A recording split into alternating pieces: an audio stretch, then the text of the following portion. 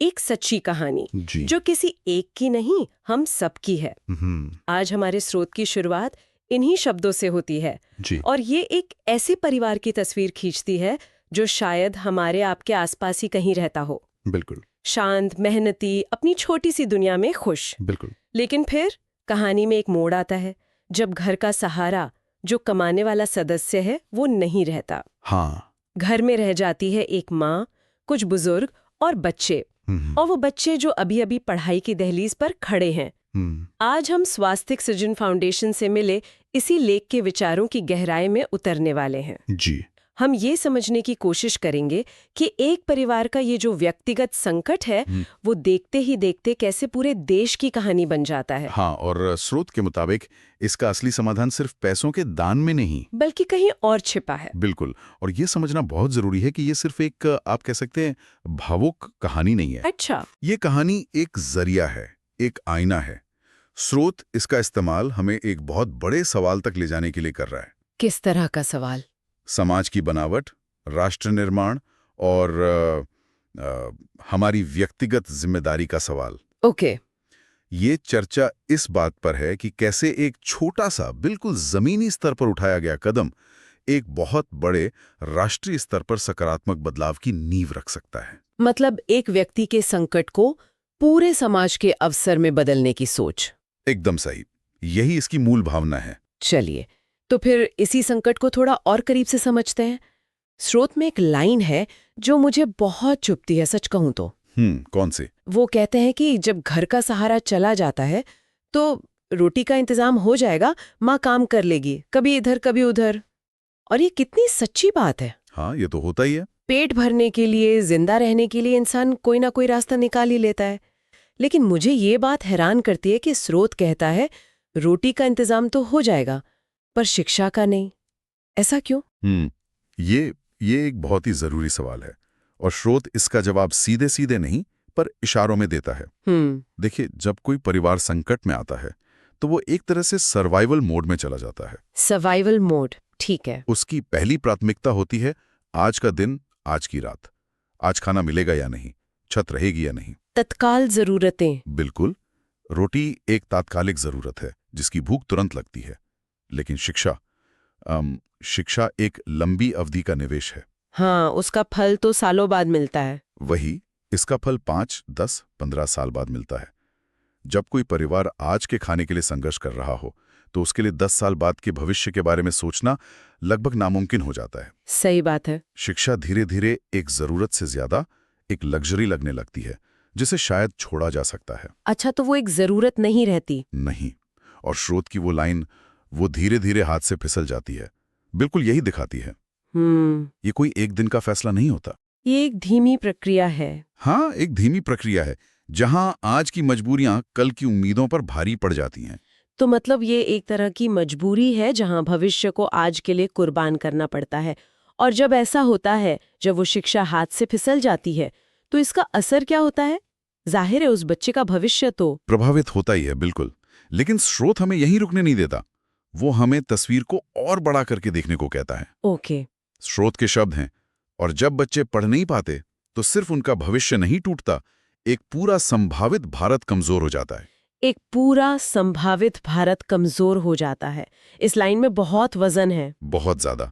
सोचिए, हर बच्चा जो अच्छी शिक्षा से दूर रह जाता है वो सिर्फ एक संभावित डॉक्टर, इंजीनियर या वैज्ञानिक नहीं है जिसे हमने खो दिया।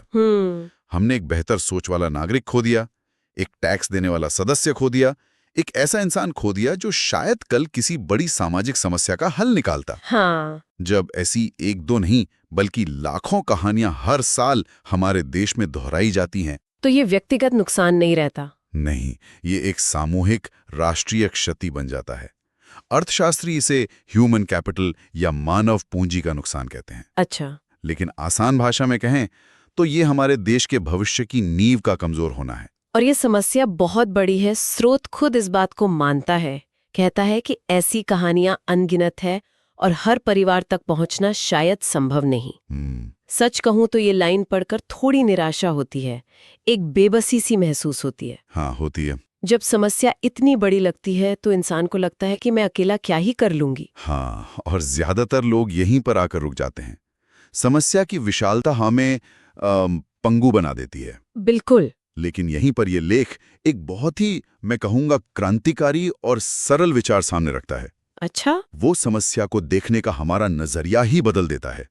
स्रोत कहता है, लेकिन सोचिए, बिना दिखावे के हाँ, सिर्फ एक परिवार की पढ़ाई और जीवन का सहारा बन जाए बिल्कुल तो क्या होगा? बिल्कुल, ये विचार उस विशाल अनाम समस्या को एक व्यक्तिगत, मानवीय और करने योग्य काम में बदल देता है। हाँ। ये लाखों लोगों की मदद करने के भारी भरकम बोझ को सिर्फ एक परिवार का हाथ थामने की एक सरल जिम्मेदारी में बदल देता है। हाँ। ये एक परिवार वाला मॉडल सुनने में बहुत शक्तिशाली लगता है। ये समस्या को हमारी पहुंच में ले आता है। हाँ। तो स्रोत के हिसाब से जब ऐसा होता है, जब कुछ लोग मिलकर एक परिवार का सहारा बनते हैं, तो उसके नतीजे क्या होते हैं?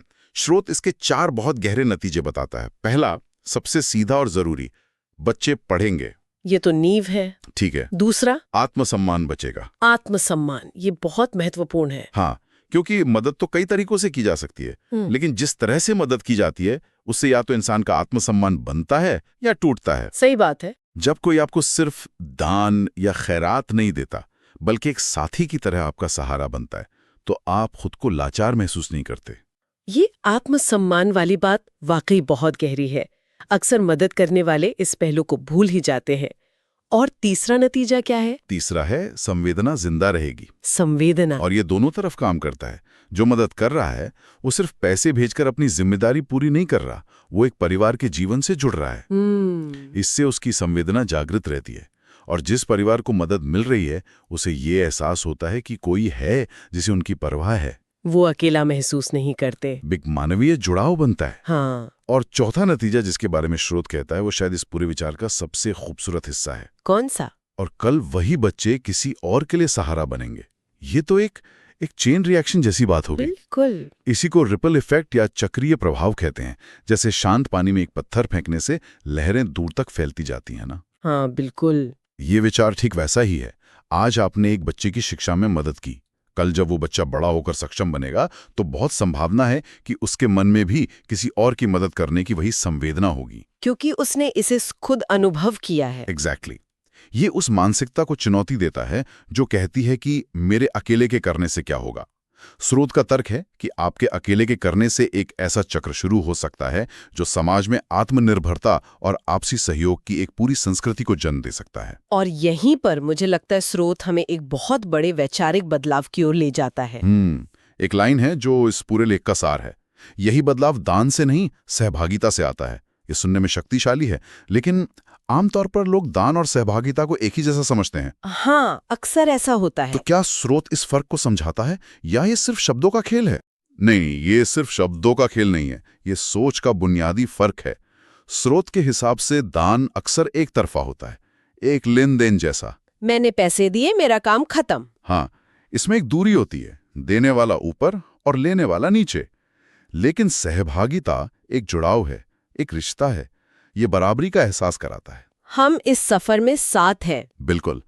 और स्रोत इसे और साफ करता है जब वो कहता है कि सहभागिता में सिर्फ पैसे नहीं, समय, भरोसा और संवेदना भी शामिल है। ये 3 शब्द इस पूरे विचार की आत्मा है। ठीक है, तो इन तीनों को थोड़ा और समझते हैं। समय, भरोसा और संवेदना। पैसे देना तो समझ आता है, लेकिन समय देने का क्या मतलब है यहाँ? अच्छा सवाल है। समय देने का मतलब है इन्वेस्टमेंट ऑफ अटेंशन। मतलब महीने में एक बार उस परिवार को फोन करके बच्चों की पढ़ाई के बारे में पूछ लेना। अच्छा। कभी कभार उनसे मिलना, ये जानना कि उनकी जिंदगी में क्या चल रहा है। ये छोटा सा जेस्चर उस परिवार को ये संदेश देता है कि आप सिर्फ एक एटीएम मशीन नहीं है, आप एक इंसान हैं जिसे उनकी सच में परवाह है। बिल्कुल। अब आते हैं भरोसे पर। भरोसा देने का मतलब है उस परिवार की काबिलियत में यकीन करना। उन्हें सिर्फ एक जरूरतमंद की तरह नहीं, बल्कि एक संभावना की तरह देखना। ये भरोसा करना कि अगर उन्हें सही मौका और सहारा मिले तो वे अपनी जिंदगी खुद बदल सकते हैं। और संवेदना, एम्पैथी, ये महसूस करना कि उनकी चुनौतियां क्या हैं। हाँ। ये सब मिलकर मदद को एक मानवीय चेहरा देते हैं। ये लेन देन से निकलकर एक साझा यात्रा बन जाती है। और स्रोत के अनुसार इसका एक बहुत बड़ा सामाजिक असर भी है। वो कहता है कि जब हम इस तरह से जुड़ते हैं तो अमीरी गरीबी का फासला धीरे धीरे सिमटने लगेगा। ये कैसे होता है? देखिए, ये फासला सिर्फ आर्थिक मदद से नहीं सिमटता, ये सिमटता है सामाजिक और भावनात्मक सेतु बनाने से। सामाजिक सेतु? हाँ, जब समाज का एक सक्षम वर्ग संघर्ष कर रहे वर्ग के जीवन को करीब से देखता है, उनकी कहानियों को सुनता है, तो उसके मन की कई गलतफहमियां और दूरियां मिट जाती हैं। और दूसरी तरफ संघर्ष कर रहे परिवार को भी यह एहसास होता है कि सक्षम लोग सिर्फ अपनी दुनिया में मग्न नहीं हैं, उनमें भी संवेदना है। ये आपसी समझ और सम्मान समाज को जोड़ने का काम करता है। ये उस खाई को भरता है जिसे सिर्फ सरकारी योजनाएं नहीं भर सकती।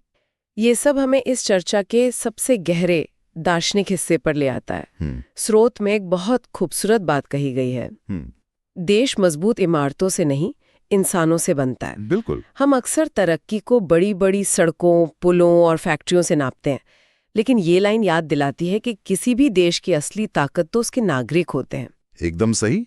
अगर इंसान शिक्षित और आत्मसम्मान से भरा हुआ नहीं है, तो ऊंची से ऊंची इमारतें भी खोखली हैं।